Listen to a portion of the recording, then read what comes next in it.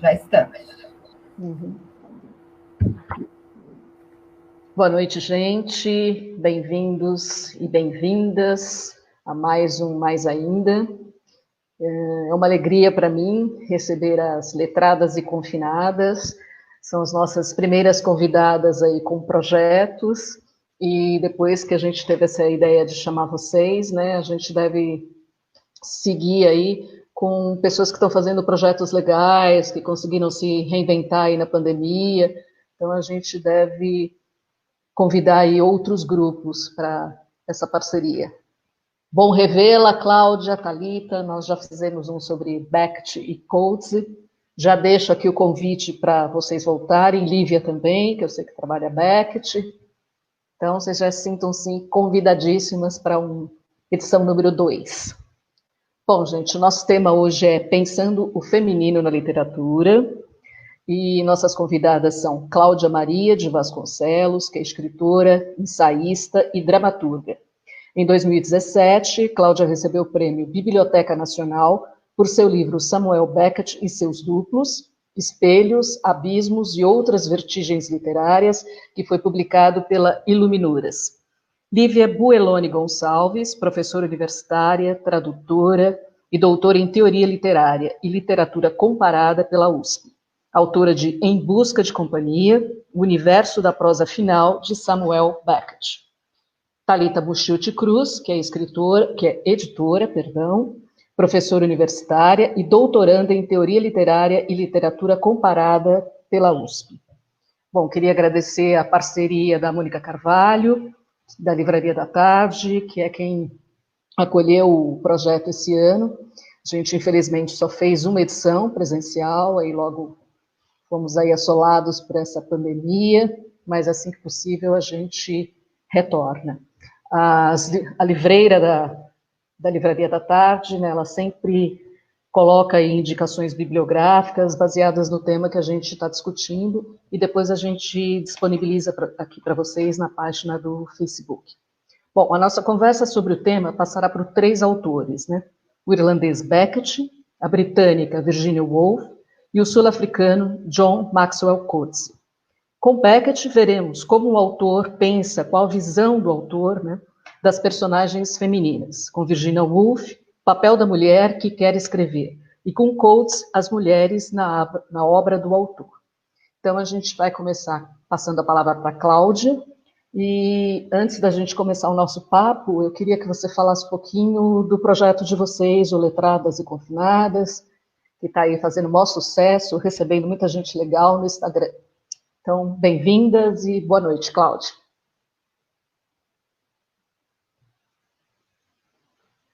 O microfone está desligado, Cláudia. Eu que tenho aqui. Pronto. Então, boa noite, Patrícia, é um prazer estar aqui, eu fiquei muito contente com o convite, a gente já se conhece há muito tempo, né, e você sempre prestigiando, assim, a minha pesquisa, né, me chamou várias vezes para falar nos seus projetos, lá no fórum do Campo Lacaniano, né, a gente já tem um caminho aí de palestras e coisas assim, né?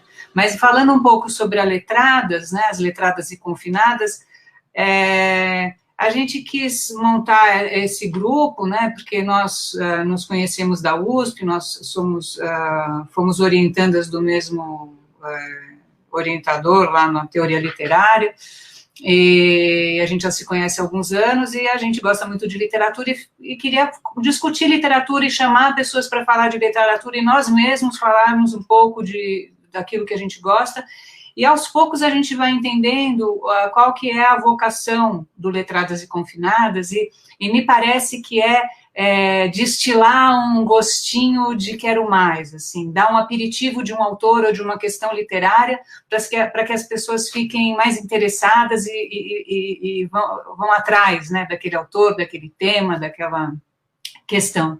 Então, isso é muito legal. Então, a vocação do grupo está se manifestando agora, porque essa semana a gente entra na nossa 7ª edição, né, tanto como um lugar de apresentação de autores, temas e e questões ligadas à literatura e afins, né, porque a gente já discutiu filosofia também na semana passada. Então, é isso. Eu não sei, você quer que eu já comece falando, assim, sobre o Beckett, né, o feminino lá na literatura, o que eu poderia falar, sendo uma especialista em Beckett, sobre o Beckett? Quer que eu já entre? Isso, gostaria que você fizesse um breve recorte aí do que você pensou para esse nosso encontro, né? E aí a gente vai fazendo uma costura.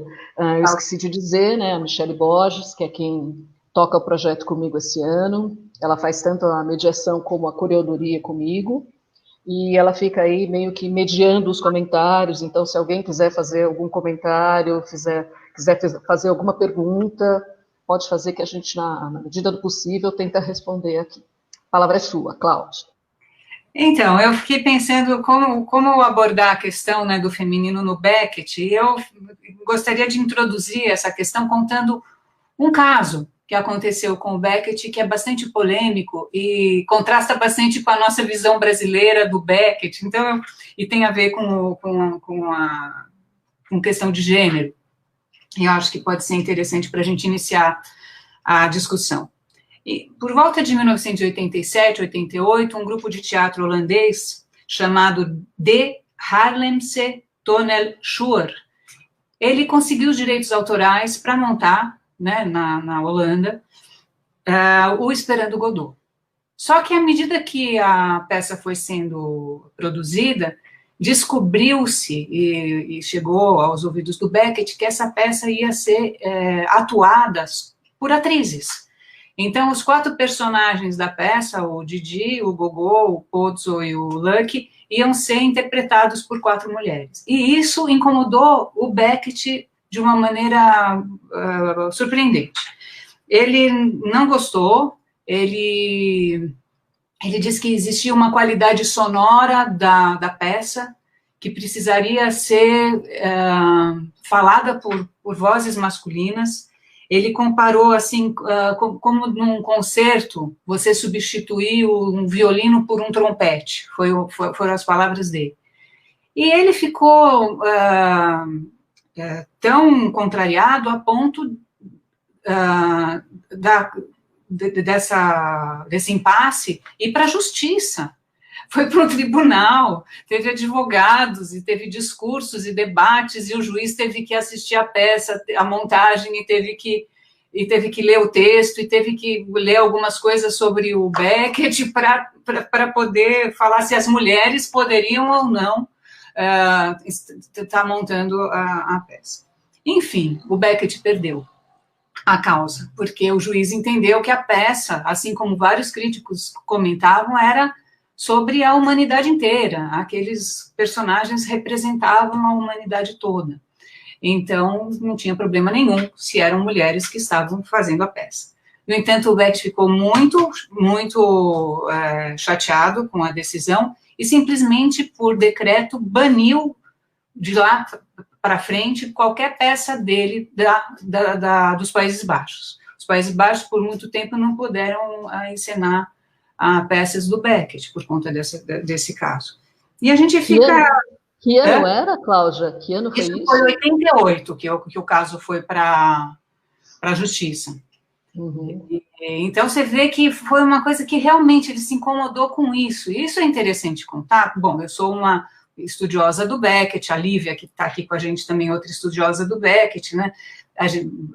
Tem muitos brasileiros que gostam do Beckett, e a gente tem, assim, simplesmente uma tradição brasileira de fazer o Esperando Godot com mulheres.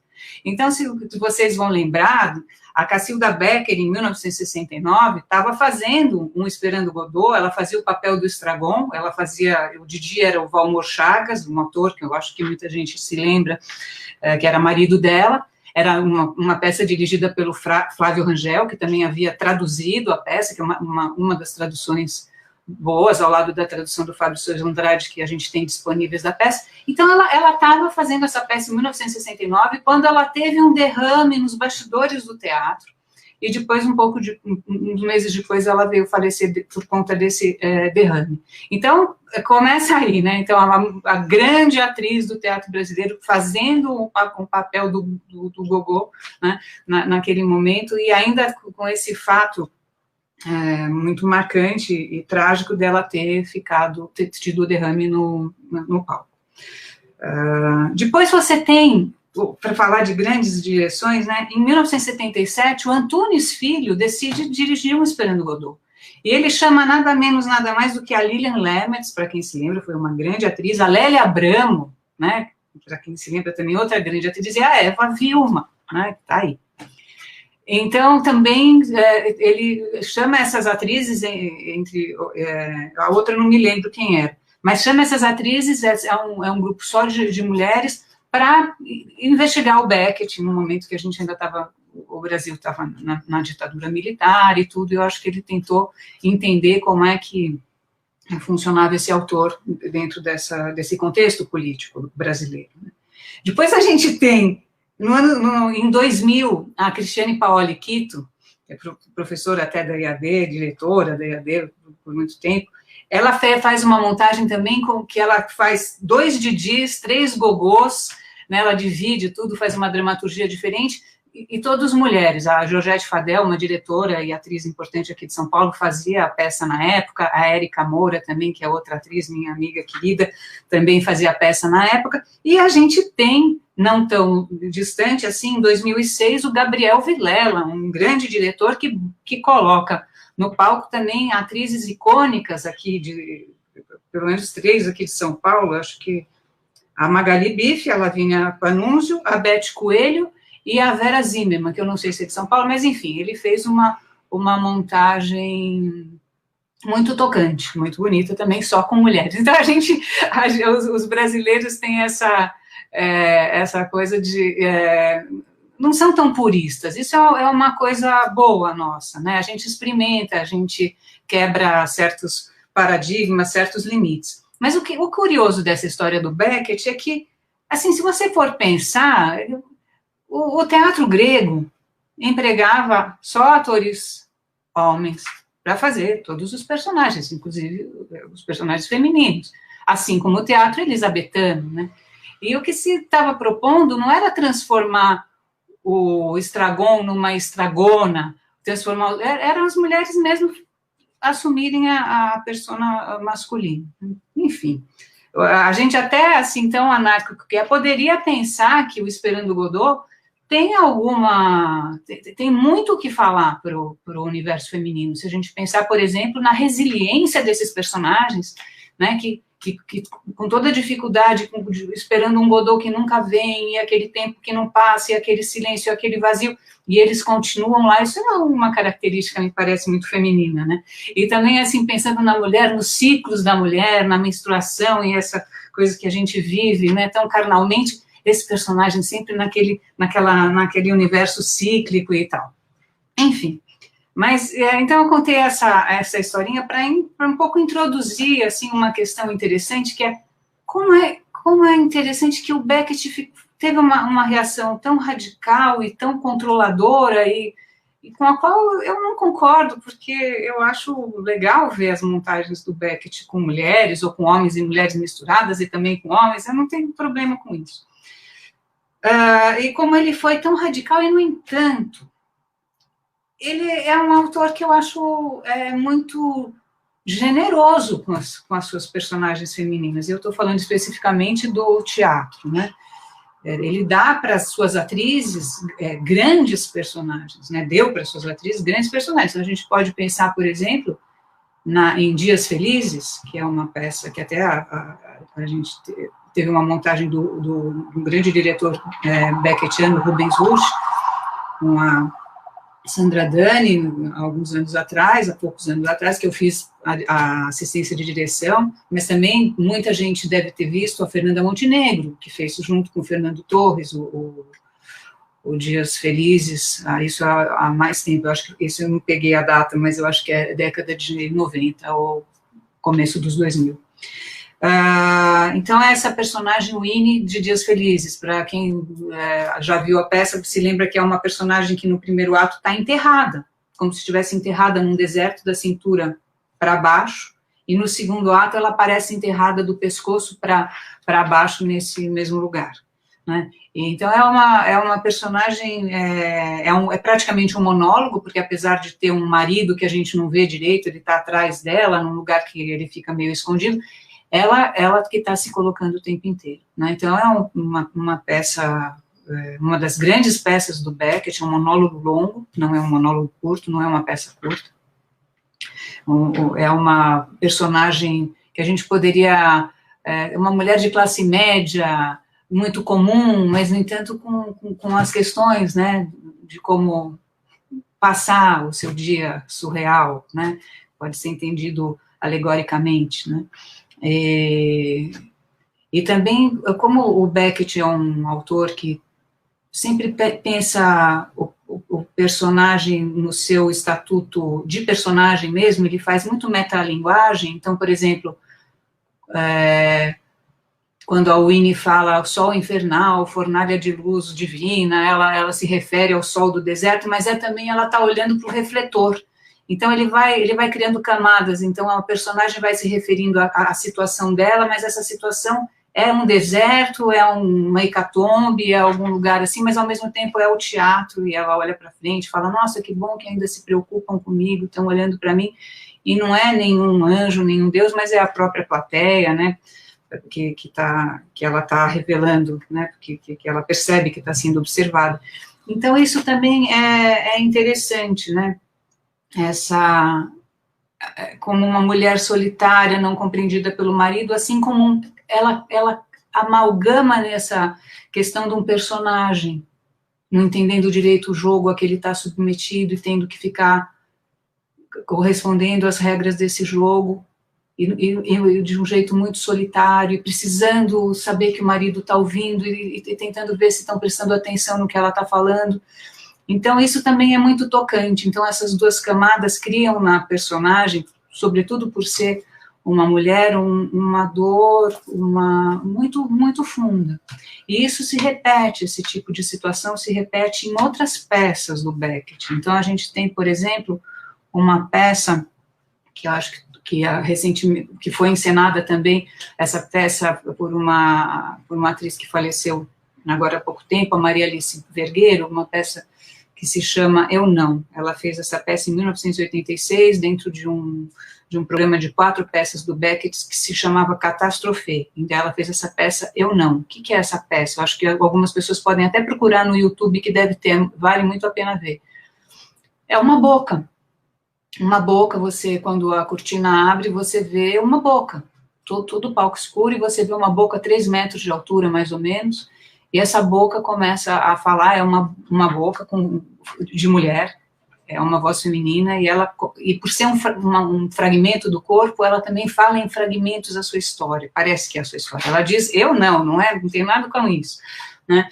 Mas a gente vai entendendo que provavelmente a história dela, ela está muito constrangida de estar falando aquilo, porque não é uma história fácil de falar, é muito constrangedora, e ela está falando aquilo porque a gente está olhando para ela, e ela também está dentro daquele jogo, e também está dentro da solidão que precisa ser ouvida. Então, essas duas camadas da mulher sozinha, da mulher sofrida, e do personagem abandonado no palco e tendo que representar, se misturam e criam um impacto muito forte. Isso também acontece numa outra peça que se chama Comédia, ou Comédie em francês, ou Play em inglês. É uma peça de 1966, em que você tem sobre o palco, acho que muita gente que conhece o Beckett já viu alguma imagem dessa peça, que são 3 jarros funerários, 3 urnas funerárias grandes, com 3 cabeças saindo das urnas, 2 mulheres e no meio um homem. Daí eles começam a falar quando são iluminados pelo refletor. Então, o refletor ilumina a cabeça do homem, e ele começa a falar. Aí a gente vê que é um triângulo amoroso, né? Uma mulher é a esposa desse homem, a outra mulher é a amante, e eles estão contando a sua história para o refletor, eles vão contando de maneira entrecortada. São também, assim como a Winnie, personagens de classe média, suburbanos, no sentido que a gente poderia até fazer uma comparação com os grandes personagens suburbanos do Nelson Rodrigues, só para criar uma pequena comparação e tentar chegar numa pequena familiaridade com esses seres, né? Mas esses personagens e essas mulheres, né, que também estão lá contando a sua história, em algum momento dessa entrevista, essa entrevista muda e tem um blackout, e de repente elas estão simplesmente sentindo-se torturadas por aquele refletor, elas já não sabem mais o que contar. O refletor dá a impressão que ele queria entender como é que eles, daquela história do triângulo amoroso, e de diamantes e ciúme e tudo, como é que eles chegam naquele momento lá, naquela imagem que nós estamos vendo, né? Parece que eles estão mortos, né? E daí a peça, nesse segundo momento, já não é mais uma historinha que está sendo contada do triângulo amoroso, vira uma sessão de tortura. Ele já não tem mais o que falar, e o refletor continua insistindo, o refletor, de alguma maneira, está duplicando a nossa voracidade por ouvir histórias, confissões, e tentar entender e criar um sentido para aquilo que está lá. E essas personagens também estão na mesma chave, né? Você cria a camada metalinguística, né, que fala sobre o teatro, sobre o público, sobre a função do público no teatro e dos personagens também submetidos a um interrogatório, a necessidade de uma confissão que eles não sabem por que eles têm que fazer, e a dor mesmo daquelas pessoas, né, numa vida aparentemente que chega num limite, assim, do sentido. E, então você vê, então o Beckett teve essa reação, mas no entanto ele cria personagens maravilhosas, e às vezes num caso que esse caso também é muito interessante, o caso da peça Footfalls, uma peça de 1975, aqui traduzida em português por Passos, geralmente. É a história eu diria que é a história de um fantasma contada em 4 tempos. Né? E essa história é tão interessante porque o Beckett parece que se inspirou assim para criar essa história de um facho de luz por onde uma mulher ela é precocemente envelhecida, ela tem voz de criança, mas ela tem os cabelos brancos, longos, veste um chale, e ela percorre um retângulo de luz, né? Ela ouve às vezes uma voz que vem de longe, que ela interpreta como sendo a voz da mãe, mas enfim, tem essa encenação. Mas de onde o Beckett tira a ideia disso? O Beckett, na década de 30, estava fazendo terapia com o Bion, né? E daí, naqueles seminários importantes que tinham em Londres, o Beckett é aconselhado pelo Bion, assista os seminários, e ele começa a assistir um seminário ou outro, e ele vai assistir um seminário, uma palestra do Jung. E a palestra do Jung marca o Beckett para sempre, porque o Jung está contando um caso de uma menina que ele não conseguiu ajudar, que ele não conseguiu ajudar, e que ela estava, eu não lembro se ela já tinha falecido ou ela estava indo para a morte, e ele não conseguiu tirar ela desse percurso. E ele não sabia, então ele estava contando um caso que não tinha tido solução, o Jung.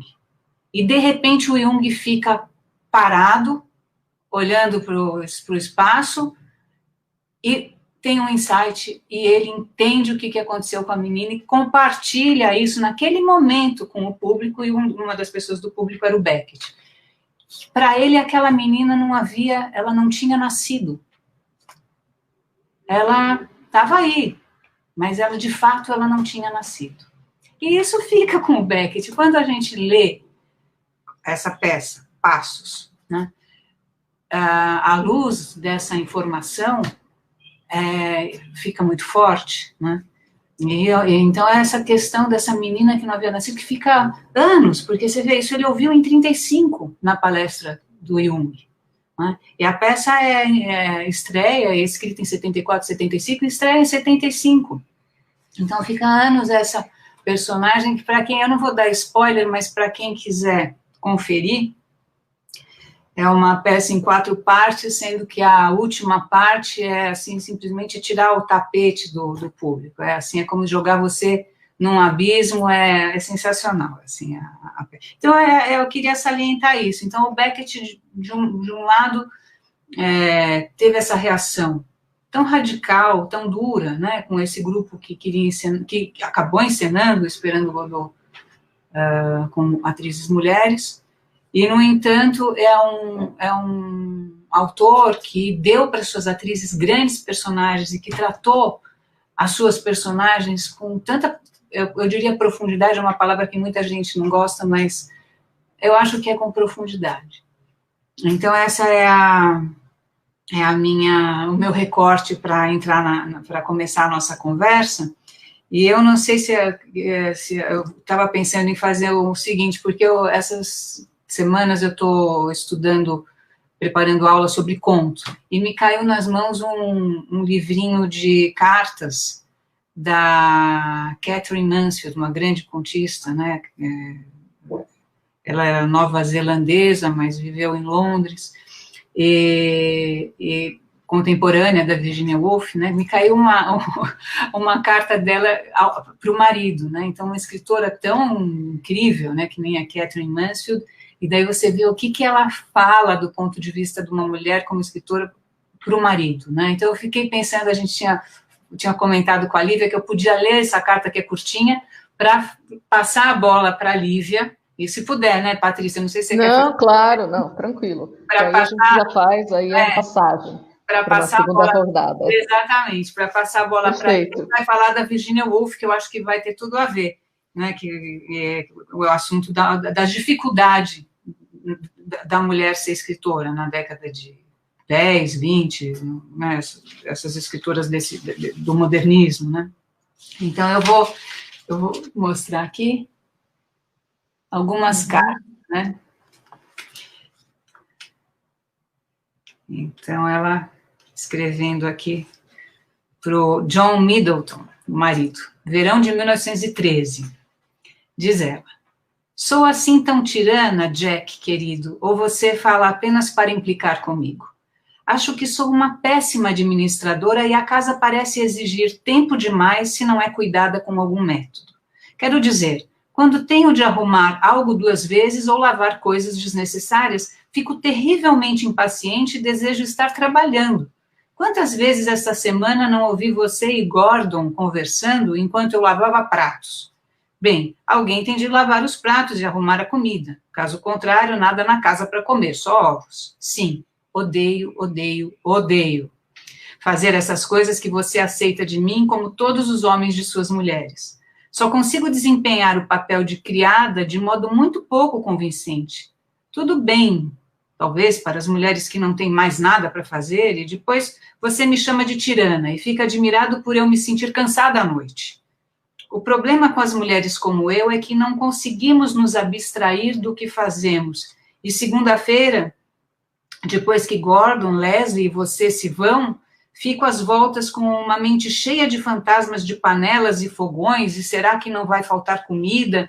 E você me chamando, não importa o que eu esteja fazendo. Tig, não vai sair o chá? São 5 horas. Como se eu fosse uma criada lenta. Sinto pavor de mim hoje. Detesto essa mulher que supervisiona você e corre de um lado para o outro, batendo portas e derramando água, toda desarrumada, com a blusa para fora e as unhas pretas. Tenho aversão, repulsa pela criatura que grita. Você poderia, pelo menos, esvaziar o lixo, limpar as folhas do chá. Sim. Não é de admirar que você se mantenha em silêncio. Oh, Jack, queria que acontecesse um milagre, que você me tomasse nos braços, beijasse as minhas mãos, meu rosto, o corpo todo e dissesse: tudo bem, coisinha querida, compreendo perfeitamente. Tudo por falta de dinheiro, suponho. Mas eu amo você e me sinto humilhada e orgulhosa ao mesmo tempo. Que você não veja, que não compreenda, porém me ame, me deixa perplexa. Você se encontra comigo na quarta-feira à noite, no Café Royal, lá pelas 10h30? Se não puder ir, me avise, quarta de manhã. E é isso. É essa cartinha. É genial. A Lívia vai poder comentar, né, Lívia? Acho que é uma excelente passagem. Lívia? Está com você. Certo, tudo bem? Boa noite. Queria também agradecer o convite. Vou ver como eu pego o gancho aí da Catherine Mansfield. De fato, ela foi contemporânea da Virginia Woolf. A Virginia Woolf, inclusive, publicou, né, a Catherine Mansfield publicou, se não me engano, um conto dela, né? E, enfim, elas foram contemporâneas, e aí acho que também serve como um gancho, né, para falar desse papel da Virginia Woolf, que não foi só de uma escritora importante aí do modernismo, né, do começo aí do século XX, mas também ela teve esse papel, uma atuação, né, enquanto mulher das letras, enquanto editora. Ela tinha uma editora com o marido dela, que era a Hogarth Press, né, que publicou não só a Catherine Mansfield, como publicou obras do Freud, publicou traduções do Dostoiévski. Então, eles publicavam, era uma editora alternativa, né, que publicava livros que não estavam sendo publicados pelas grandes editoras. Então, acho que isso é uma coisa importante para entrar aí no assunto da Virginia Woolf, porque ela participou na época dela ali, não só, né, como escritora, mas também como uma fomentadora da arte do período dela. E um pouco isso que a Cláudia leu, aí essa carta, né, da esposa para o marido, acho que também serve como um bom gancho para entrar aqui na temática de Um Teto Todo Seu, que é o que eu escolhi falar hoje para vocês. Que é um dos ensaios, acho que é o ensaio mais conhecido da Virginia Woolf, né, um ensaio do final dos anos 20, ele foi publicado em 1929, e ele é um ensaio bastante conhecido e bastante citado pelo que ela conta, pelo que ela discute ali a respeito não só da condição da mulher na época, né, todas as reflexões que ela faz sobre as condições da mulher, ela reflete sobre isso ao longo do tempo, mas também porque ela fala sobre o papel das escritoras, né, ela analisa, né, o que uma mulher precisa para ser escritora, tem toda uma reflexão sobre isso, associada a essa questão da condição da mulher da época. Então, eu pensei em falar um pouco desse ensaio para vocês, e aí depois a gente pode conversar e fazer aí as ligações que vocês quiserem. Aí, Patrícia, se eu estiver falando demais, você me corte, mas eu pensei aqui em falar de alguns pontos principais desse ensaio, e depois abrir para a gente conversar. Eu acho tranquilo, pode ir seguindo aí. Então, tá bom.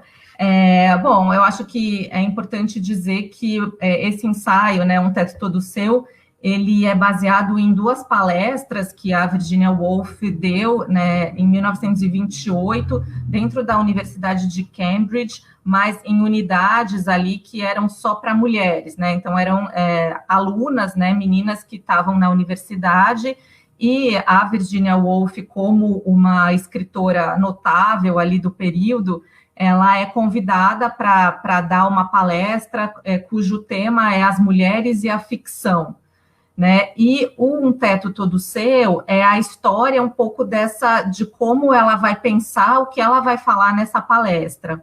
E ele tem uma estrutura que é, assim, bastante comentada quando as pessoas se referem a esse ensaio, porque ele é um ensaio que tem uma estratégia ficcional que ela usa. Então, alguns estudiosos da Virginia Woolf, inclusive, dizem que é um ensaio que pode ser lido como uma ficção, é um ensaio que pode ser lido até como um romance, né, se a gente pensar, porque ela começa o ensaio falando isso, falando, olha, eu fui convidada para dar uma palestra sobre o assunto das mulheres e da ficção, então vamos imaginar que eu me chame Mary Seton, Mary Betton, ela dá vários nomes ali para essa mulher, e aí a gente acompanha no ensaio essa personagem pensando sobre o que ela vai falar nessa palestra. Então, tem esse recorte ficcional para tratar do assunto. Isso é interessante, isso que ela faz, essa estratégia, né, de criar essa personagem que vai refletir sobre a palestra. E aí, assim, o que a gente encontra, assim, tem muitos temas, muitas coisas que ela traz nesse ensaio, mas, assim, eu vou destacar algumas que são mais importantes. Eu acho que é importante, uma coisa que ela coloca logo no início do ensaio, ela diz assim, olha, eu fui convidada para falar sobre as mulheres e a ficção, e eu não sei exatamente onde eu vou chegar com esse tema, mas uma coisa eu já posso dizer para vocês de início. E aí ela diz o seguinte, uma mulher que quer escrever ficção, ela precisa de duas coisas, dinheiro e um teto todo seu, né? Que daí é onde vem esse título do ensaio, que na verdade em inglês é A Room of One's Own, que ele tem essa tradução de um teto todo seu, mas na verdade ela está se referindo a um espaço dentro da casa, não a uma casa, né, para uma casa inteira, mas ela está se referindo a um espaço que a mulher deve ter dentro da casa para que ela possa estudar, escrever, se concentrar fora das outras atividades domésticas, né? Então ela fala, olha, se você quer ser uma escritora, você precisa disso, você precisa ter um espaço e você precisa de dinheiro. E aí ela passa o ensaio apontando várias coisas para tentar justificar esse argumento do teto e do dinheiro.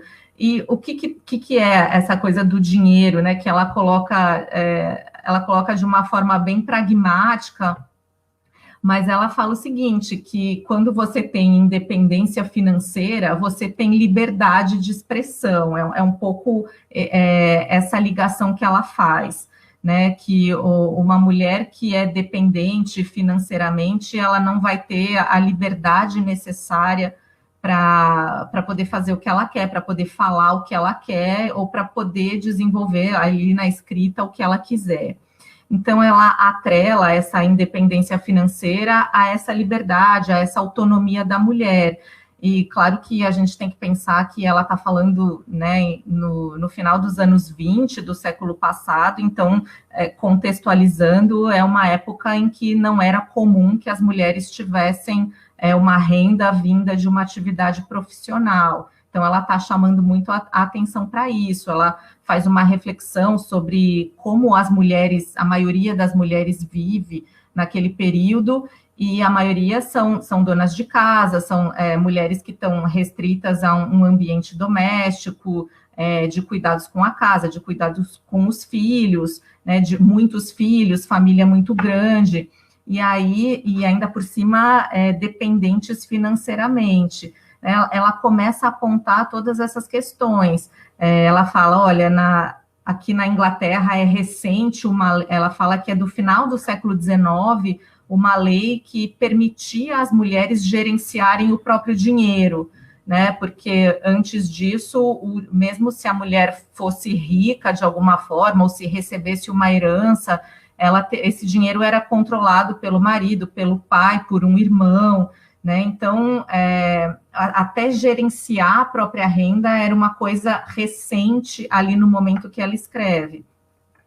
Enfim, e aí isso é uma coisa que ela discute no começo desse ensaio, e essa personagem que ela cria, que está pensando sobre o que ela vai falar na palestra, vai andando pelo campus ali da universidade.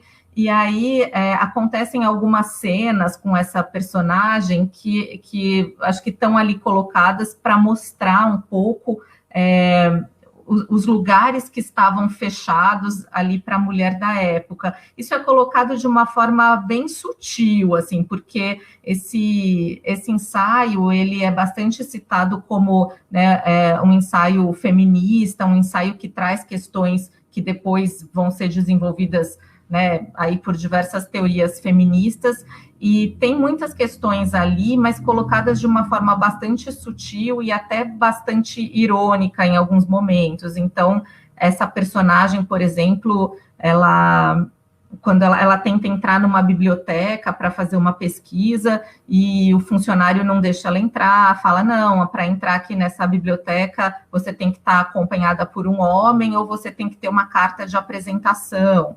Aí essa personagem continua andando pelo campus, e daí tem um bedel que repreende ela com um olhar, como se ela não pudesse estar andando ali naquele gramado sozinha. Então, assim, tem algumas coisas que essa personagem vai passando que vão mostrando, assim, espaços que estavam fechados para as mulheres ali do período. E aí ela vai discutindo isso, né? Ela fala, será que aqui não é o meu lugar? Por que ele me olhou desse jeito? E aí depois ela vai pesquisar no Museu Britânico, e ela vai pesquisar o que é dito, o que foi dito a respeito das mulheres. Ela descobre que a maioria das obras escritas a respeito de mulheres foram escritas por homens. Então, ela vai mostrando, assim, ela vai questionando isso, e eu acho que isso vai servindo, assim, como uma base para ela ir pensando como seria, então, para ela fazer uma ligação com a questão da escrita, né, como isso, né, uma ligação disso com a própria questão da mulher que quer ser escritora, do desejo de ter uma atividade intelectual.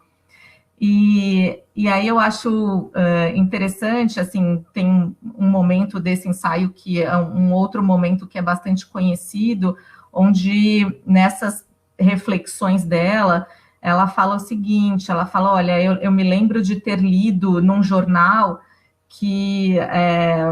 aí ela até cita que acho que foi um bispo que escreveu isso na época, que seria impossível que existisse uma mulher com a genialidade de Shakespeare, né? E essa é uma parte bastante conhecida do ensaio, que ela tenta pensar como seria essa suposta irmã do Shakespeare, né? Então ela fala, olha, eu li no jornal, escutei alguém,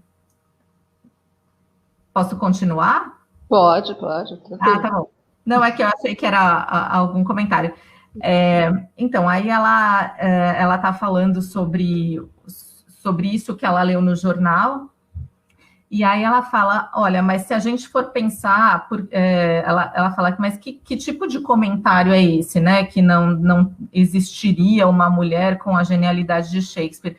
Ela fala, se a gente fosse pensar numa mulher nessa época, né, que quisesse chegar no mesmo lugar que o Shakespeare chegou, que tipo de dificuldades ela encontraria, né? E aí eu até queria ler um trechinho, assim, que eu acho interessante, é bem curtinho desse momento, que eu acho que serve para ilustrar um pouco o argumento dela. Ela diz o seguinte, aqui eu estou lendo um trecho de Um Teto Todo Seu. Então, ela imagina essa suposta irmã do Shakespeare. Ela diz o seguinte, ela era tão aventureira, tão imaginativa, tão impaciente para conhecer o mundo quanto ele, mas ela não frequentou a escola, não teve a oportunidade de aprender gramática e lógica, que dirá de ler Horácio e Virgílio. Apanhava um livro de vez em quando, talvez um dos de seu irmão, e lia algumas páginas. Mas logo seus pais surgiam e ordenavam que fosse coser as meias ou coser o guisado e não mexesse em livros e papéis. E aí ela fala, e mesmo assim, mulheres como Shakespeare devem ter existido, né, mas a gente não ficou sabendo.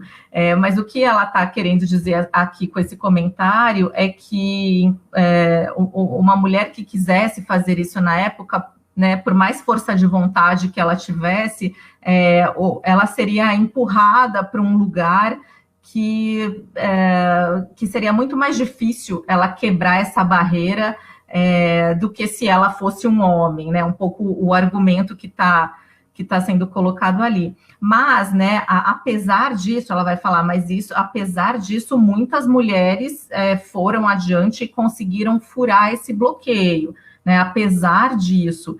E aí ela começa a entrar de fato nesse assunto das escritoras, né? Ela começa a contar histórias de escritoras anteriores a ela, né? Ela está sempre falando de escritoras britânicas, né? De escritoras inglesas, ela fala como que, então, essas mulheres que quiseram ser escritoras, o que elas fizeram, como elas furaram esse bloqueio, né, ali um bloqueio social ou até educacional, para desenvolver uma atividade que não era uma atividade comum para as mulheres desenvolverem na época. E aí ela começa a contar essas histórias, ela vai falar da Jane Austen, ela vai falar das irmãs Bronte, da Charlotte e da Emily Bronte, e ela vai falar e ela começa falando de uma escritora do século XVII, que é a Ephra Behn, que ela fala que todas as mulheres deveriam levar flores para o túmulo da Ephra Behn, porque foi essa escritora que abriu as portas para todas as outras que vieram depois, né? E quem foi essa escritora? Essa escritora, ela era uma mulher que ela ficou viúva, né? E ela perdeu o sustento dela, não tinha como se sustentar. E ela era muito, ela sabia línguas, ela sabia escrever, ela escrevia peças, escrevia uma série de outros gêneros também. E ela começou a fazer trabalhos de tradução e trabalhos de escrita e começou a vender esses trabalhos.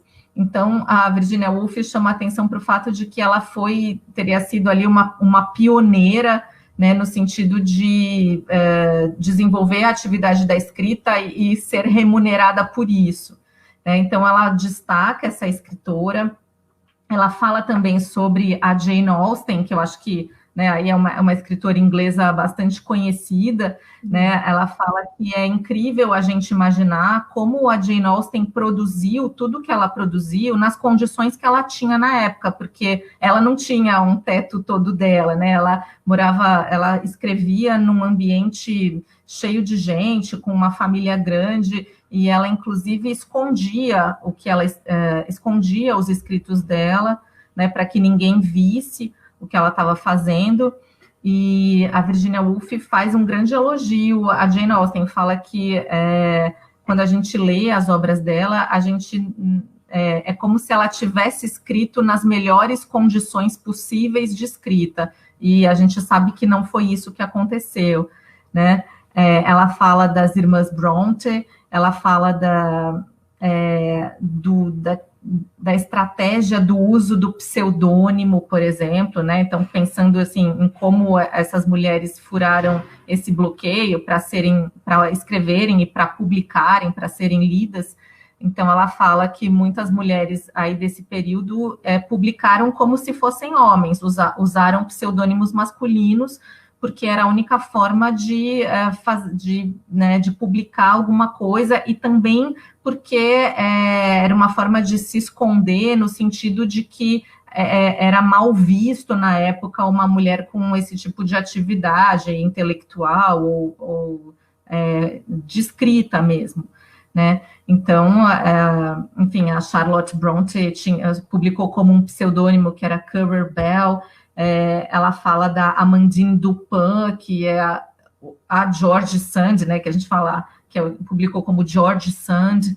Então, foi uma estratégia que essas mulheres usaram para publicar. A Virginia Woolf, ela faz, inclusive, ela faz, assim, uma avaliação estética dessas escritoras. Então, ela prefere a Jane Austen, por exemplo, a Charlotte Bronte, que ela critica bastante, ela critica coisas que estão ela critica um trecho do romance Jane Eyre, que ela fala assim, que quando a gente lê a Jane Austen,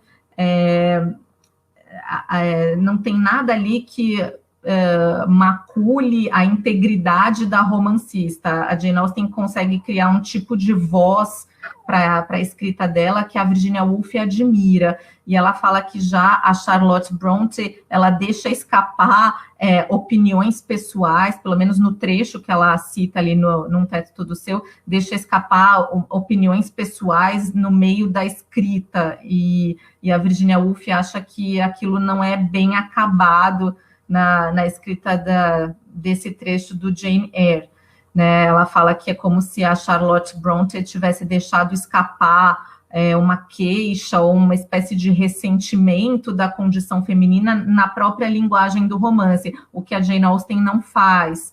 Então, assim, além dela contar essas histórias das escritoras, também tem uma apreciação crítica que ela faz entre essas autoras, né?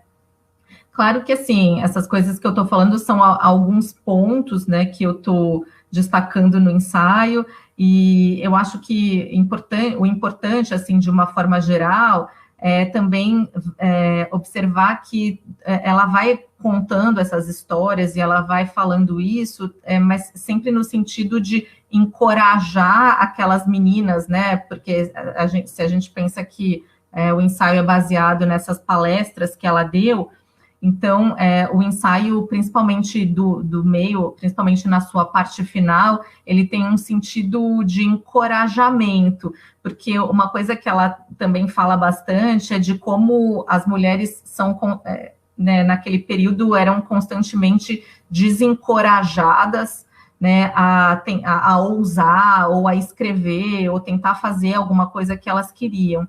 Então, principalmente, ela assume um tom, mais para o final do ensaio, de encorajar aquele público que ela tem ali, né, encorajar esse público feminino a ousar, a escrever, a se desenvolver profissionalmente, né, e ela acaba, no final do ensaio, voltando a essa questão do dinheiro. Ela fala, olha, me desculpem eu repetir isso de novo, mas eu realmente acho que a independência financeira é uma coisa muito importante para que você tenha uma voz própria, para que você faça o que você tem vontade de fazer, né? E e no final, inclusive, tem um trecho bonito do ensaio no final, onde ela fala, olha, eu estou falando isso não só para vocês que estão aqui hoje, que estão aqui me ouvindo hoje, mas também para que isso chegue de alguma forma às mulheres que estão em casa e que não puderam vir aqui porque estão cuidando das suas casas, cuidando dos seus filhos,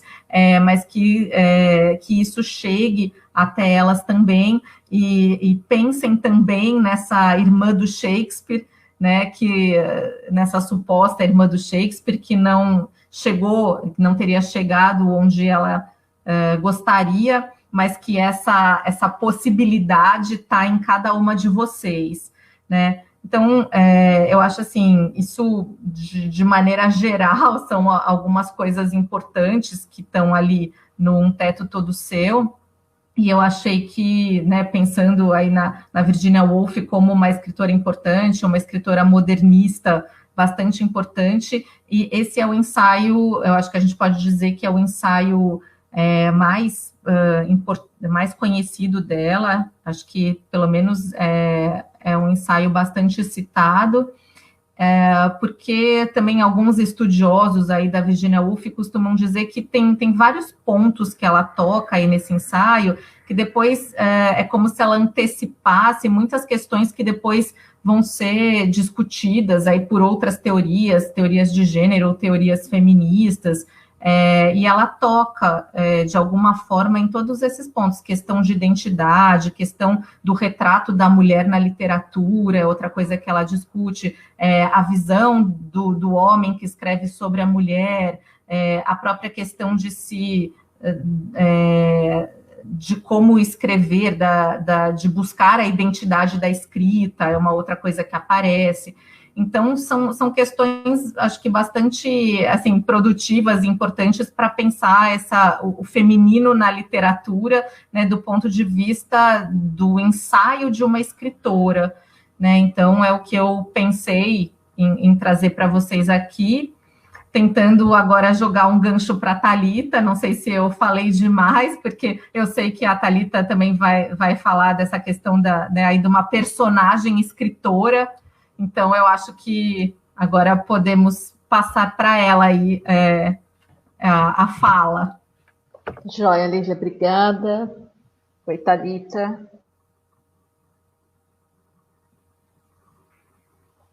Precisa abrir o microfone, Thalita. Olá, boa noite. Boa noite, gente. Boa noite, vocês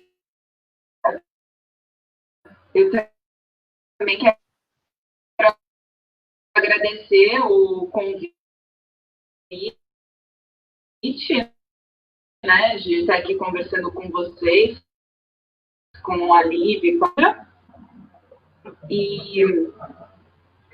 e acho que agora, para a gente, um pouco como eu fico contemporânea, que é o J.M. Coetzee, que é um escritor que nasceu em 1940 na África do Sul. Hoje ele é vivo, completou 80 anos, e ele foi naturalizado australiano. Eu quero me deter, no caso que a gente pensou, né, na questão feminina, na literatura, eu vou me... o Coetzee é um herdeiro, né, desses escritores modernistas, como a Virginia Woolf e o Beckett. Inclusive, o Coetzee estudou o Beckett no doutorado. E aí a Virginia Woolf aparece no livro Elizabeth Costello. A Virginia Woolf ela é uma influência, uma escritora que tem um impacto muito grande para personagens dos três autores, né? E aí a gente pensar nessa ligação entre eles, né, de heranças do modernismo com a escrita, com a literatura contemporânea. E aí agora pensando um pouco nesse nosso tema de hoje, a questão do feminino, né? Como a Lívia comentou, eu vou falar aqui de um escritor que cria uma personagem, que é a Elizabeth Costello, e essa personagem, ela é uma escritora. Então, e aí acho que o que é importante também dizer é que ela é uma escritora, quando surge a Elizabeth Costello, a primeira protagonista, né, de peso ou não dentro do percurso da obra do Coetzee. Acho que vale a pena comentar, né, das mulheres do Coetzee, vamos dizer assim, das personagens femininas do Coetzee. É importante dizer que no início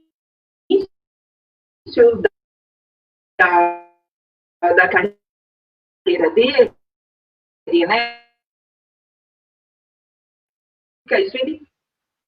a personagem que contava a história, a narrativa, era Magda.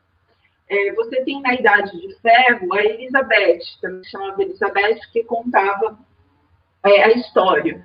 E no Fogo, a Susan Barton.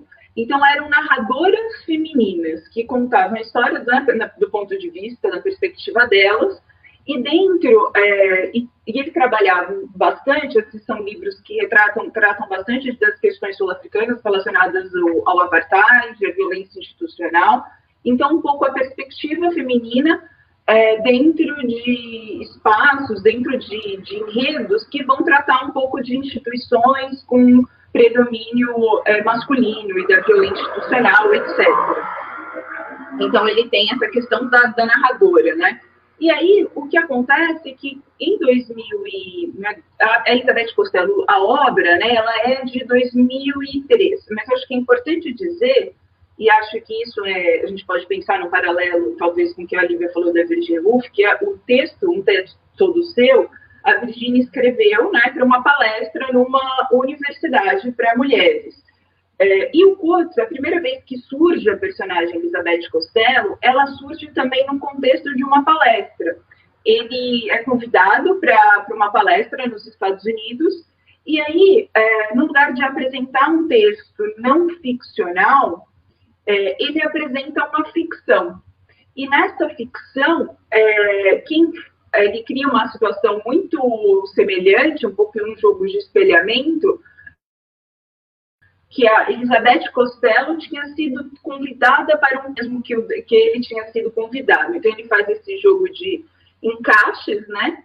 E aí, a Elizabeth Costello, nessa primeira aparição dela, em 1996, ela aparece dentro dessa peça ficcional apresentada no contexto acadêmico. E aí, ela é uma personagem que aparece e ele fala, então, e apresenta as ideias da palestra. Então, o que acontece para a audiência ali da palestra, que está acompanhando, mas quem está falando isso? Essa questão que está tratando sobre, por exemplo, uma das palestras que ele falou e usou essa estrutura de encaixe era sobre os direitos dos animais. mas essa é a opinião do Coates ou da personagem Elizabeth Costello?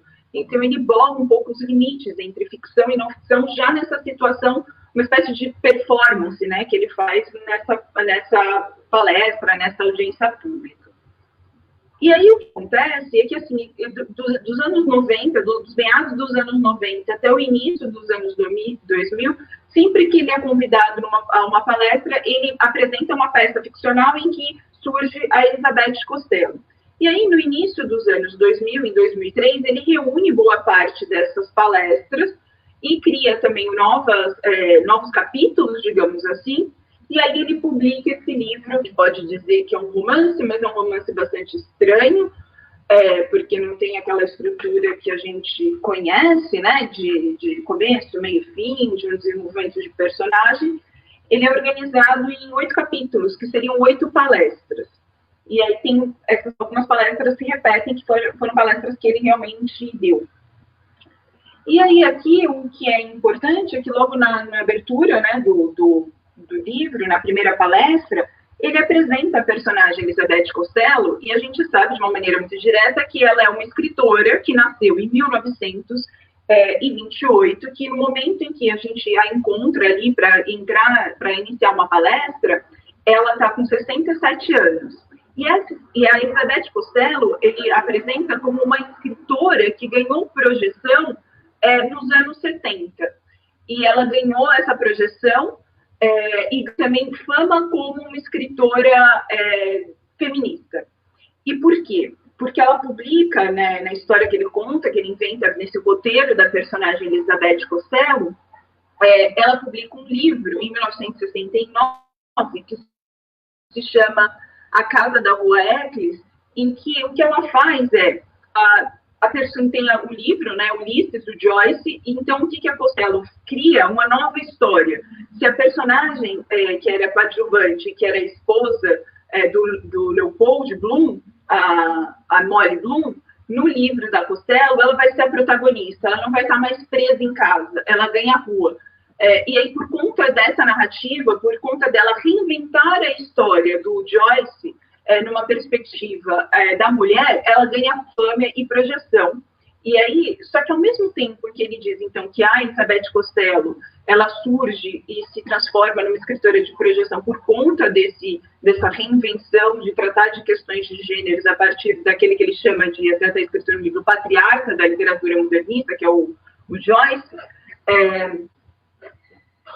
por ela se apossar, né, do Joyce e colocar na voz da mulher e transformar isso, ao mesmo tempo que, dessa maneira, ela ganha projeção, ela é reconhecida e trata de questões de gênero, quando a gente já encontra a Elizabeth Costello com 67 anos, no romance, ela vai dar diversas entrevistas, algumas entrevistas e palestras, e esse livro acaba sendo uma espécie de carimbo em que as pessoas só a enxergam dentro dessa perspectiva, dentro dessa obra. E embora ela tenha outros livros, porque esse livro seria o quarto da carreira dela, que deu projeção,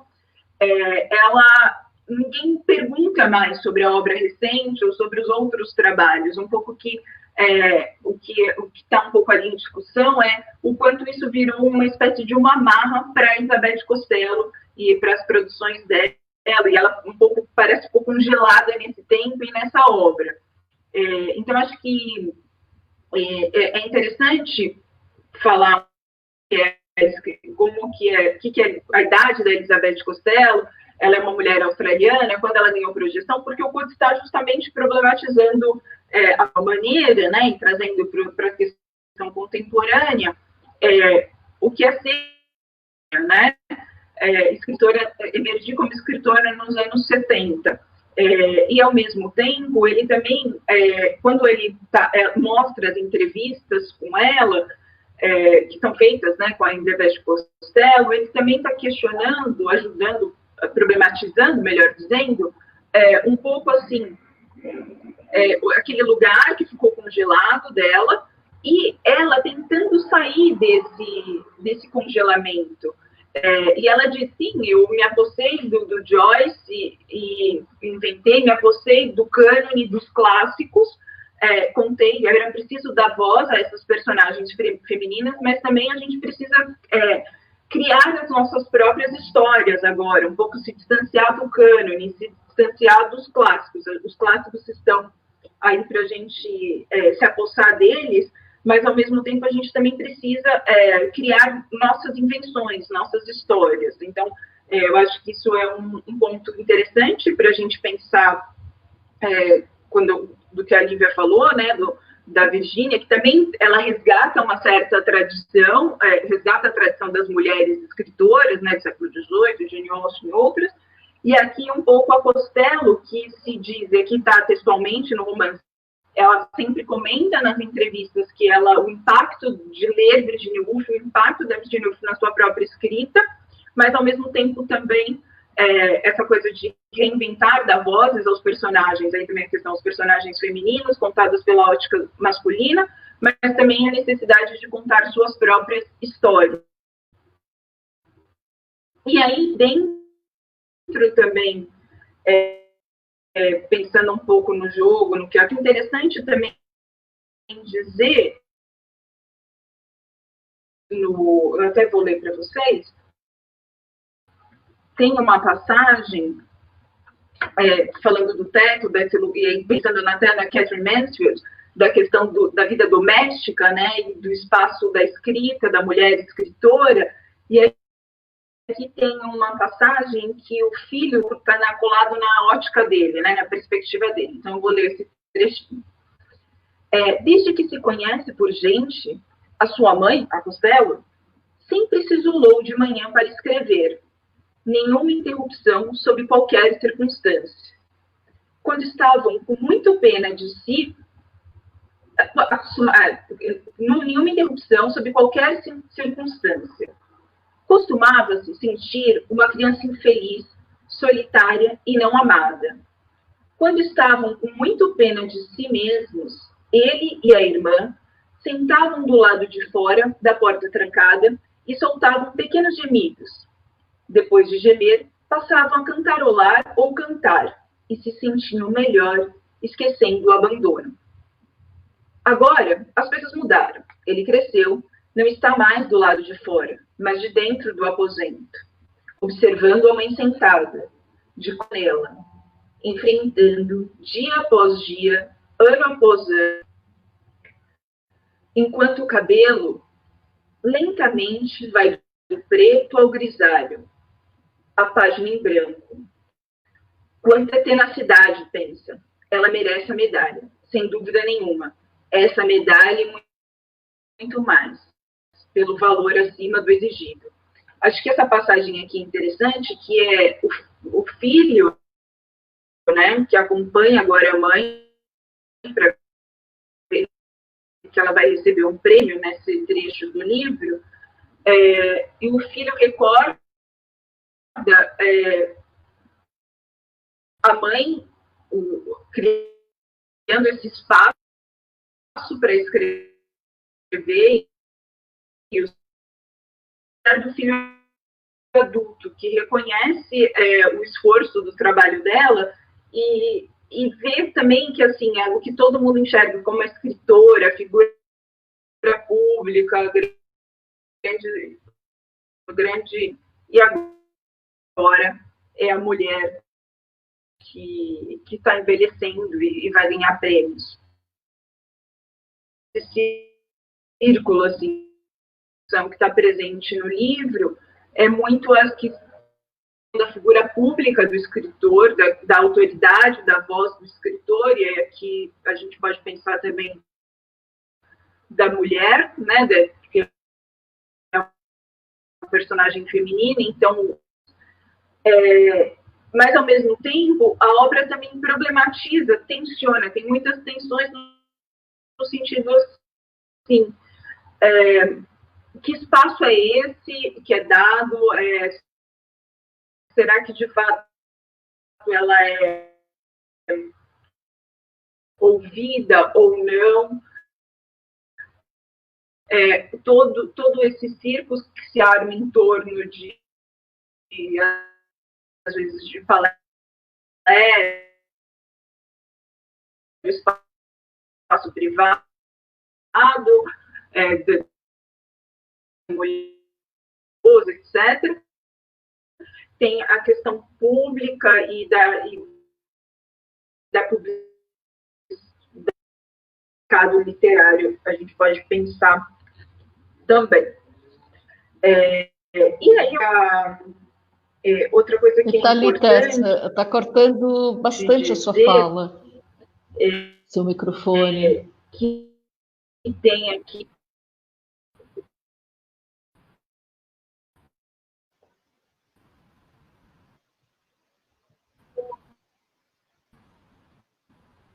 Thalita, você nos ouve? Me parece que ele tem a sua conexão, não com o microfone exatamente. Parece que a conexão, assim, às vezes falha e a tua voz falha junto.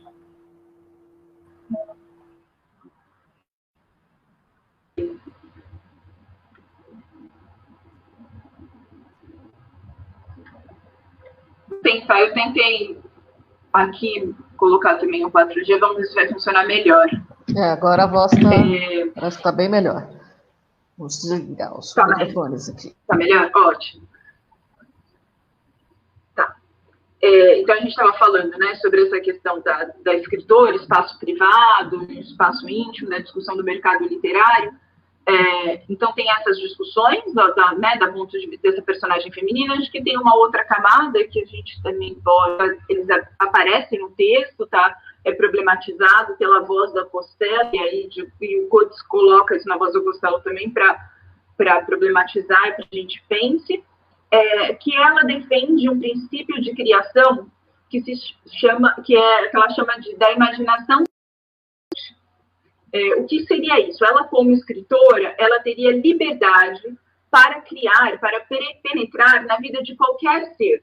Ou seja, ela, como uma escritora mulher, ela não precisa escrever apenas sobre mulheres.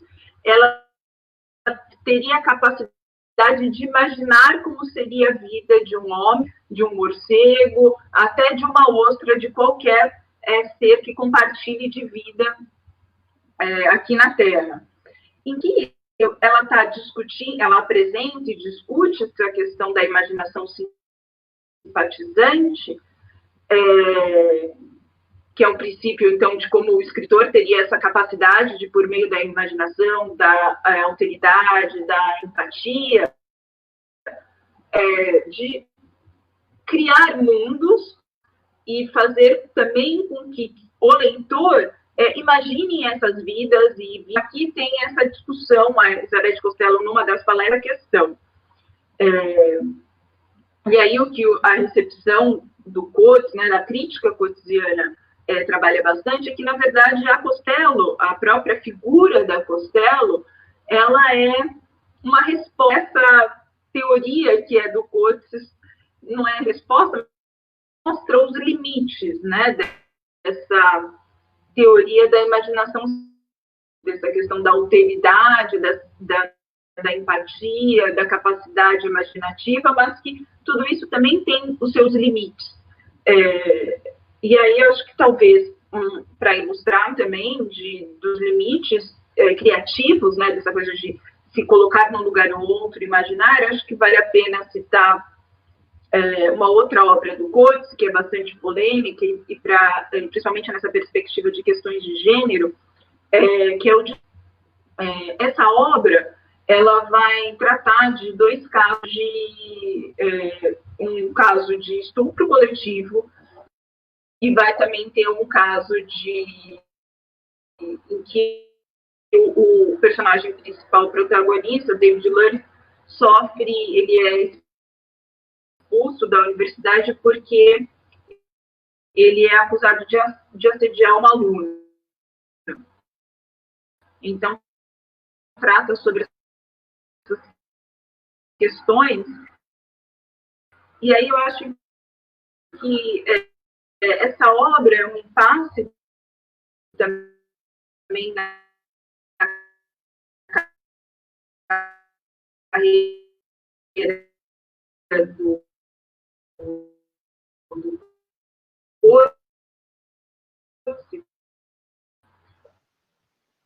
e aí dizem que a Costello é essa resposta, porque a Elizabeth Costello vem depois, porque nessa obra ele tem a perspectiva da mulher, da Lucy, sobre o estupro. Mas todo o projeto, e aí ele passa a contar na perspectiva do pai da Lucy, que é esse professor que é expulso da universidade acusado de assédio.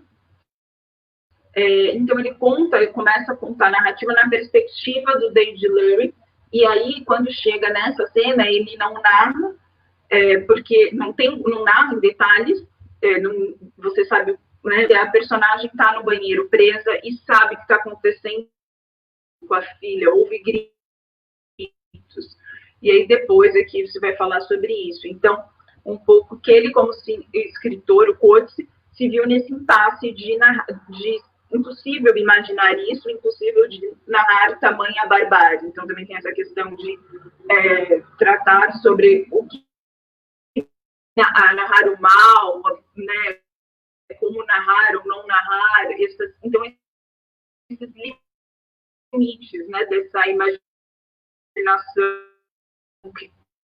teórico, ensaísta, também desenvolve nas suas produções não ficções, e aí tem esse caso ilustrativo do processo criativo do Desonra, que um pouco ilustra também um pouco dessa questão da capacidade imaginativa, da simpatizante. E acho que talvez outro ponto que talvez seja interessante também falar da produção do Coetzee, né, que assim, acho que da Elizabeth, é que a Elizabeth Costello, então, nesse livro, ela é a personagem, a protagonista, é o nome dela, ela dá as palestras, ela discute essas teorias, discute criação literária, discute influências literárias. E a Elizabeth Costello, ela aparece em outra obra do Coetzee depois, que é uma sequência, que é O Homem Lento, e aí ela aparece como uma personagem que veio para controlar a história, para refazer uma história que ela está escrevendo. Então, aqui, talvez, se no Elizabeth Costello muita gente via ela como uma espécie de dispositivo para o Coetzee discutir questões teóricas, ou como um ventríloco, no Homem Lento, ela já tem um pouco mais as rédeas do controle da história, e a voz, etc. Assim, ela problematiza isso, mas tem essa figura. E aí, depois, a Elizabeth Costello, o último livro do Coetzee, esse daqui, chama Sete Contos Morais, em que a Elizabeth Costello aparece novamente, e agora ela é uma mulher que envelhece. Ela já está idosa, ela está recolhida numa vila na Espanha com seus animais, com problemas de memória, e a preocupação aqui, então, trata muito esse livro sobre, são contos curtos, né, essa questão do envelhecimento, dos cuidados, da relação, a preocupação dos filhos com ela, e também um tema recorrente, sempre que aparece a Elizabeth Costello, e é um tema muito caro também ao Coetzee, que é a questão do vegetarianismo, dos direitos dos animais. Então, eu acho que o Coetzee é um escritor que coloca no centro das suas obras muitas questões contemporâneas e questões da crítica literária contemporânea, questões que estão sendo discutidas na academia, problematizando, questionando um pouco, sem fechar muito a questão, mas, na verdade, provocando e abrindo questões. E acho que a ideia aqui foi trazer um pouquinho de algumas questões, né, que aparecem na Elizabeth Costello, um pouco para pontuar, né, como ele está lidando, como ele coloca essas questões no debate, e apresentar um pouco para vocês essas questões, né, essas provocações que o Coetzee faz, que faz com que a gente pense sobre essa questão do feminino no contemporâneo, na ótica de um escritor. É isso, obrigada. Thalita, super obrigada. Eu queria só te pedir a gentileza de você citar novamente os livros que você estava trabalhando, porque cortou em alguns momentos a sua fala. Tá. É o Elizabeth Costello, que é a protagonista, né? E é o nome, o título desse livro mesmo. O outro, deixa eu pegar aqui, é o Homem Lente, que a Elizabeth Costello também aparece, aqui como a segunda protagonista, digamos assim. E aí ela volta no Sete Contos Morais, que é de 2018, esse ainda não tem tradução, edição, não tem versão brasileira, né? Só tem em espanhol e inglês.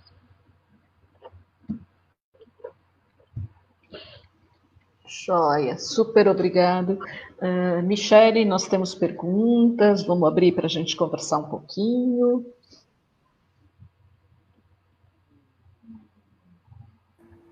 Olá, super agradeço também, foi incrível ouvir vocês, adorei. Teve um comentário, né, da Laura, que eu acho que até a Cláudia respondeu aqui, mas se ela quiser falar um pouquinho depois, seria interessante. E aí eu anotei algumas coisas aqui, né, que eu fiquei pensando um pouco quando a Cláudia vai contando do projeto, né, aí, Letradas e Confinadas, né, eu fiquei pensando o quanto são semeadoras literárias, né, porque, de fato, vai jogando um pouquinho de um aqui, de outro ali, e que vai dando uma vontade enorme de pesquisar mais e de ouvir. Enfim, adorei a fala de vocês. E o quanto que, para mim, é tão atual, né, ouvindo as três aí, e três cenários diferentes, de autores diferentes, o quanto é atual essa questão da mulher e dessas várias atividades aí que vão que vai permeando a vida, né, das mulheres. E como é bonito, né, nessa que a Cláudia trouxe, da Catherine, como é bonito a forma que ela vai trazendo essa subversão e essa coisa de poder dizer, eu odeio esse trabalho, né?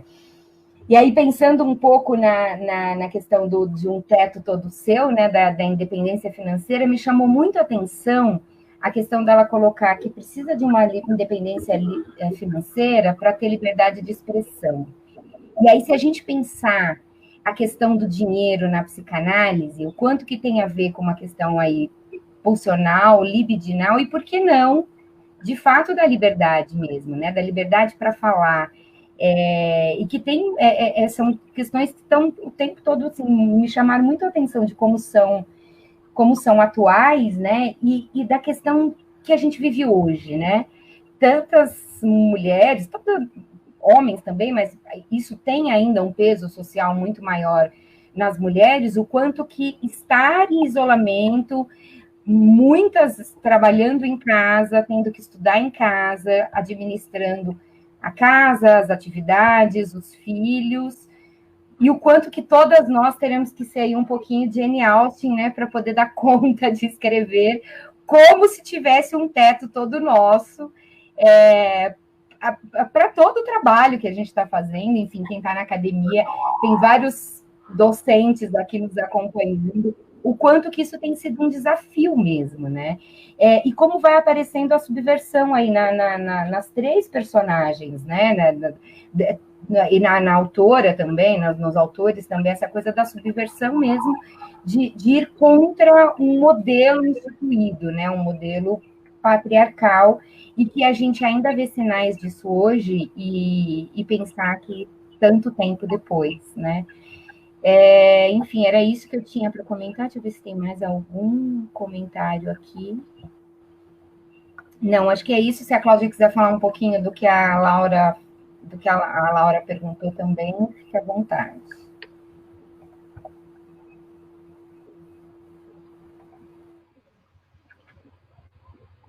Não, então, eu até respondi pelo chat, né, mas eu acho que ela perguntava quais são as características femininas, porque eu supus, eu acho que ela está se referindo no momento que eu falei assim, mas até se poderia montar um Esperando Godot em que você transformasse os personagens em mulher, não fossem atrizes encenando homem, mas mulher, porque combinaria, pela resiliência dos personagens, ficam sempre esperando e continuam, que apesar da dificuldade, continuam, seguem em frente. E até por essa nossa, as mulheres têm essa noção física do ciclo, né, pelos ciclos menstruais e tudo, e é uma peça que também trabalha com o tempo cíclico, porque eles estão sempre voltando para o mesmo lugar e começando de novo um novo dia. Então, eu fiquei pensando, até teria motivos na própria peça para se encenar, não só com atrizes, mas adaptando para o universo feminino. Foi essa brincadeira que eu fiz. Bem legal. E muito interessante as questões que vocês foram trazendo, né? A questão do universo doméstico, né? Do público e do privado, da dificuldade de uma emergência, né? Das escritoras durante aí várias épocas, né? Como isso é marcado historicamente e é datado, né? Foram 3 visões aí de 3 escritores de origens diferentes, né? E a questão ela se repete, né? E eu queria que vocês falassem um pouquinho. Eu vou fazer pergunta para as 3, mas aí quem quiser responder, ok. Se dá para pensar o feminino como resistência, tanto no ensaio Um Teto Todo Seu, da Virginia Woolf, como na obra de Coates, não sei se você conhece a Desonra, do Coates, e, né, que aborda as relações pós-apartheid, né? E se dá para pensar o feminino como metáfora do sistema colonial. E aí estou jogando para quem quiser falar um pouquinho sobre. Sim. Quem quiser, gente. Vamos conversar agora.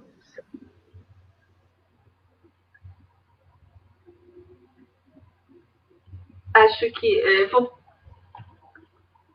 Não, acho que sobre a questão do desonra, né, do feminino, é um livro bastante polêmico do Coates e acho que permite várias leituras e várias entradas. Mas se a gente, por exemplo, considerar a Lucy, que é a personagem que é a filha do protagonista, né, do Lurie, que no momento pós-apartheid, ela escolhe viver no interior do país, numa fazenda, e se associar e fizer as associações com os negros, com os nativos, acreditando na possibilidade de uma nova terra, de um novo começo, né? Acho que a Lucy pode representar bastante esse novo começo de uma nova sociedade.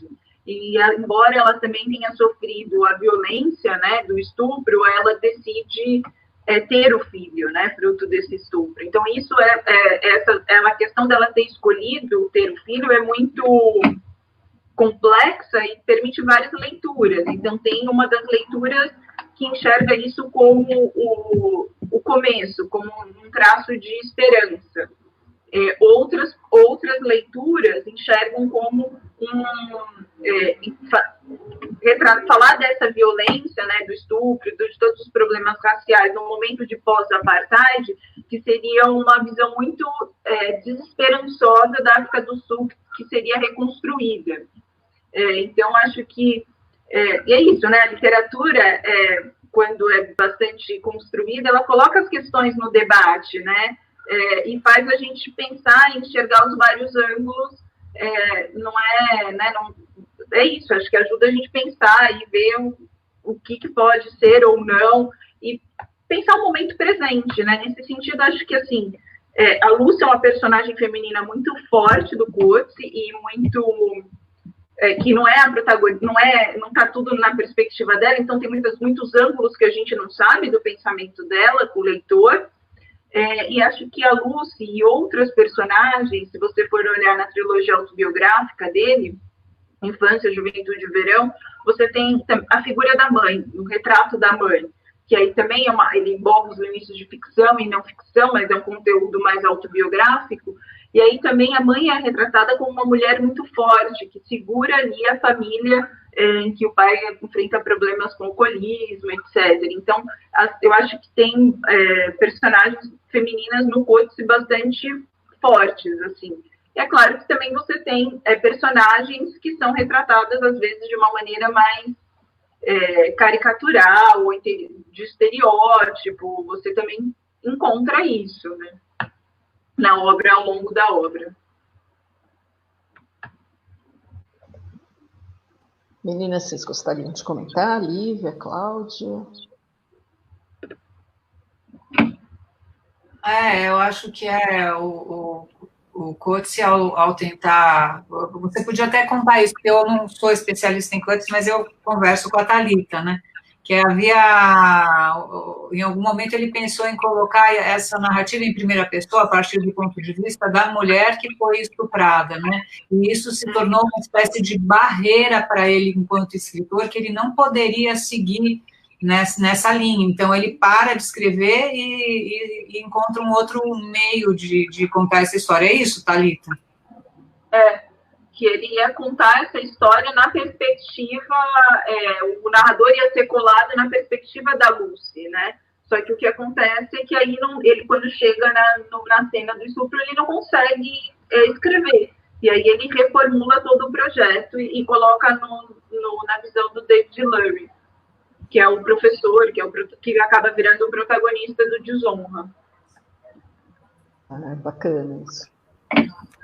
Não, eu só queria colocar dentro desse comentário que a Patrícia fez do feminino como resistência, né? Eu acho que isso é um comentário que dá para ligar bastante com Um Teto Todo Seu, né? Porque eu acho que tem, né, vários momentos ali, tanto das cenas que ela conta, como dessa fase final, mais do ensaio, que eu falei que tem um encorajamento que ela parece que ela está fazendo ali com aquele público, e que eu acho que vai nesse sentido, sim, de uma resistência ativa, assim, para furar esses bloqueios, né, porque como ela vai contando, né, o caso dessas mulheres que ousaram e que avançaram, né, que acabam servindo como um modelo para as gerações seguintes, eu acho que está ligado a esse conceito também de resistir, de avançar. E eu acho que é uma coisa que dá para a gente apreender também desse ensaio, né? Só queria comentar isso em cima do que a Patrícia falou. Michele, você gostaria de colocar alguma coisa?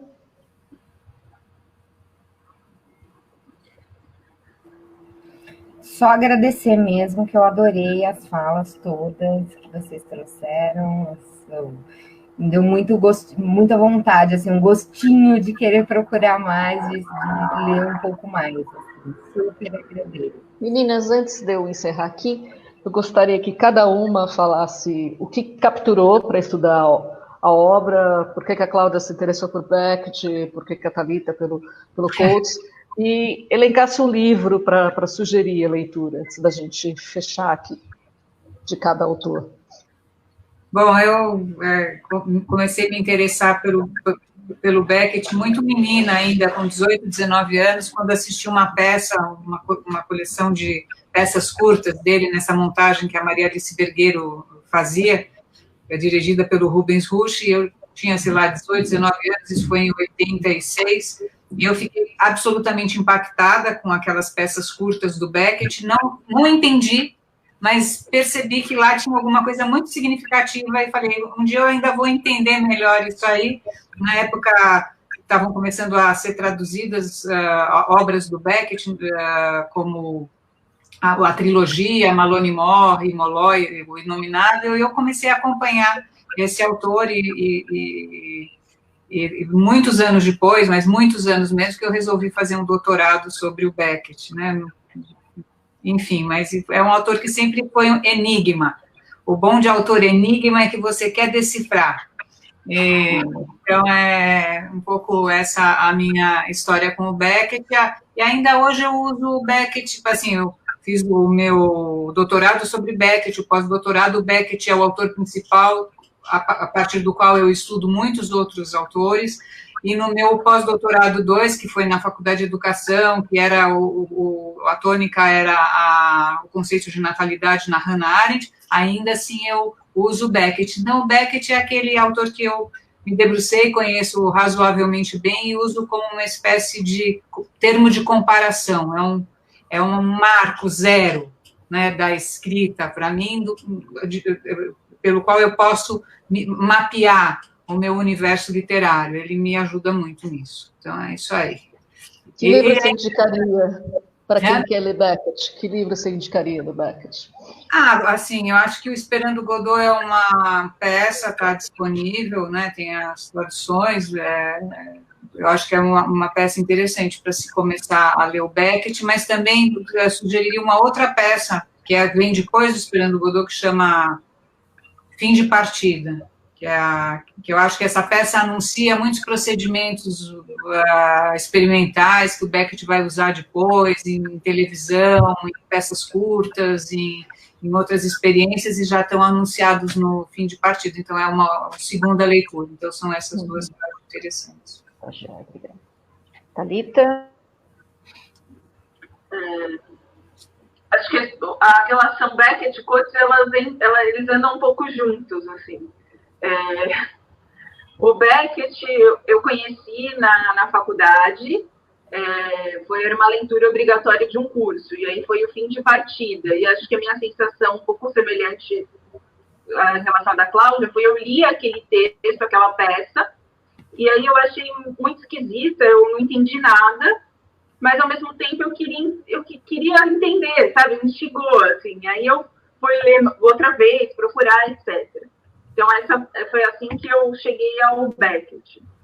E o Coates foi caminhando junto, assim, porque eu fiz um curso, depois já na pós, como aluno especial na pós, que era o Beckett, e aí tinha um módulo que era Beckett, os herdeiros de Beckett. Aí a gente ia ler o Coates. E aí, isso estava no programa. Mas aí, nesse mesmo período, eu li uma resenha em um jornal sobre a publicação do Verão. E aí eu comecei a ler o Verão, e aí eu fui lendo os outros livros, e até meio enquanto não ia chegar essa parte, que era o final do curso, sobre os herdeiros do Beckett. Assim. E aí aí foi assim que eu cheguei ao Coates. Um livro do Coates que eu indicaria, a obra, eu acho que a obra-prima dele é Desonra, que acho que tem muitas das questões que ele coloca, mas eu também indico um livro que é o Infância, que é um livro da trilogia autobiográfica, que eu acho que, assim, se a pessoa não quiser... todos os livros são bastante... tem temas muito duros, assim, mas acho que os dois são importantes e trazem as principais questões do Coates. Obrigada. Lívia? Então, no meu caso, eu também passei muitos anos estudando Beckett. Eu acho que a indicação da Cláudia do Esperando Godot, que é uma indicação que eu também faria. E no caso da Virginia Woolf, eu sou uma leitora, mas uma leitora que sempre gostou muito das coisas que eu li dela, né? Gosto muito do Mrs. Dalloway. Na verdade, eu gosto mais do Rumo ao Farol, que é um romance que ela escreve depois da Mrs. Dalloway, mas talvez como indicação, eu acho que talvez uma porta de entrada seja o Mrs. Dalloway, né? Eu gosto bastante do Rumo ao Farol, e dessa parte não ficcional, eu me lembro, esse Um Teto Todo Seu, eu já li mais de uma vez, e eu lembro que eu gostei muito da primeira, ele é uma leitura, assim, muito fluente, e eu acho que, não sei, para quem é mulher, assim, você vai reconhecendo e refletindo sobre muitas coisas que ela está falando ali, né? Às vezes até essa questão dela trazer as escritoras e você pensar em retrospectiva e fazer esse jogo do contemporâneo com o passado, eu acho que também é um ensaio que vale muito a pena ser lido. Então, acho que eu indicaria da parte não ficcional Um Teto Todo Seu, e da parte ficcional o Mrs. Dalloway. Tá ótimo. Meninas, eu queria agradecer vocês demais. Foi assim, prazer recebê-las, foi um bálsamo ouvir vocês. Alguém comentou aqui que descobriu vocês no Instagram e virou fã. Então, vou repetir de novo: Letradas e Confinadas, todas as sextas, ou vocês estão fazendo? Todas as sextas, às 6h.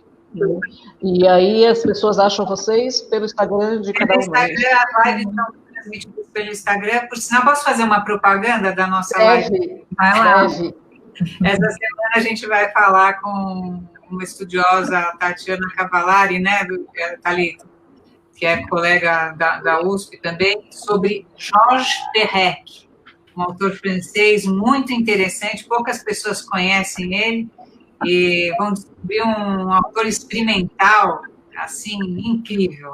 Vai ser um abrir as portas da percepção. Acho que vai ser muito legal. E esses autores que a gente falou aqui, eles também já passaram pelo Letradas e Confinadas, no Beckett, o Coates e a Virginia Woolf. Então, queria agradecer vocês mais uma vez. A Mônica estava por aqui, que é a dona da Livraria da Tarde. Já fica aqui o convite para que vocês voltem virtualmente e presencialmente também. Vocês conheçam a livraria, que é um espaço bem bacana. Meninas, muito obrigada. Muito obrigada para quem esteve por aqui também. Eu também agradeço. Obrigada pelo convite.